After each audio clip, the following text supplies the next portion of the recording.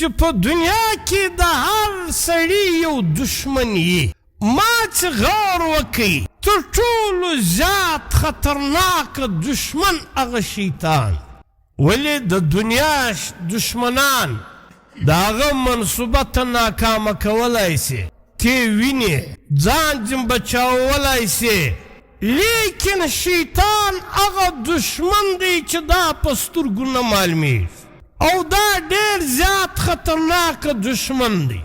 د دنیا دشمن به له ما څخه زما مال یوسي، د دنیا دشمن به زما زندگی واخلي، لیکن شیطان دا زما د ایمان دشمن دی. دا له ما څخه زما ایمان اخلي او ایمان دا د دنیا په نعمتو کې عظیم نعمت دی.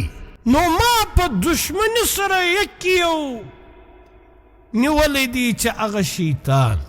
پنځم امام عاصم رحمت الله علیه وفرمایل چې هر سړی یو کور جوړي او د کور د تعمیر په فکر کې د کور د جوړولو منصوبې جوړي، محنت کوي. ما چې غور وکړي چې زما مستقل کور، دایمي کور، هغه قبر دی. زه د قبر د کور په تعمیر کې لګیا چې زه د قبر چې زما کور دی د آبادولو د دې د تعبیر محنت کوم او قبر کور دا په نیکو اعمالو سره جوړیږي، دا په پاکیزه اخلاقو سره جوړیږي، دا په ایمان سره جوړیږي. نو ما زندگی و دغه شیانو ته ورکړې.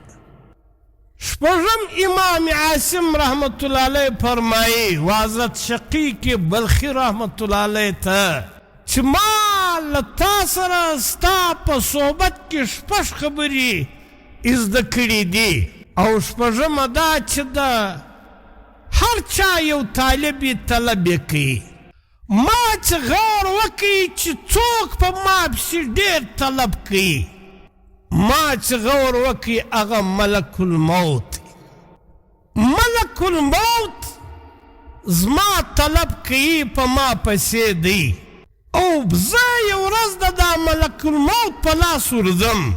نو ما د هغه دپاره خپله تیاري ته وخت ورکړی چې د ملک الموت په لاس زه ورسم او زه بیا نسم خلاصېدلی، نو زه د مرګ په تیاري کې یم.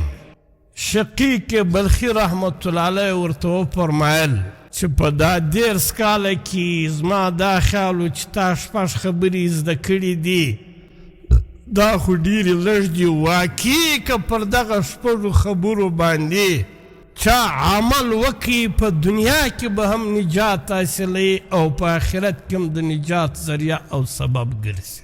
نو الله جل جلاله په دې آیات کې فرمایي چې تاسې د الله پاک پر ذات باندې توکل وکړئ. توکل وچیش ته وایي؟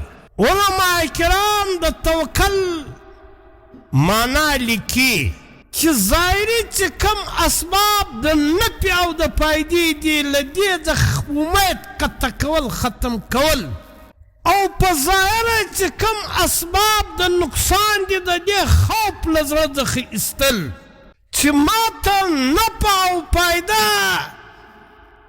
دا دکان نه رارسي، تجارت یې نه رارسي، وزارت او منصب یې ما ته نه رارسي. ظاهري خو دا اسباب د دې اسبابو څخه د نفع امید ختم کول چې ما ته نفع او فایده زما رب ما ته رارسي، او په ظاهره چې کم اسباب د نقصان دي د دغه خوف له زړه څخه ایستل چې ما ته نقصان زما د نفع او د نقصان مالک دا ظاهري اسباب نه دي بلکې زما رب دی.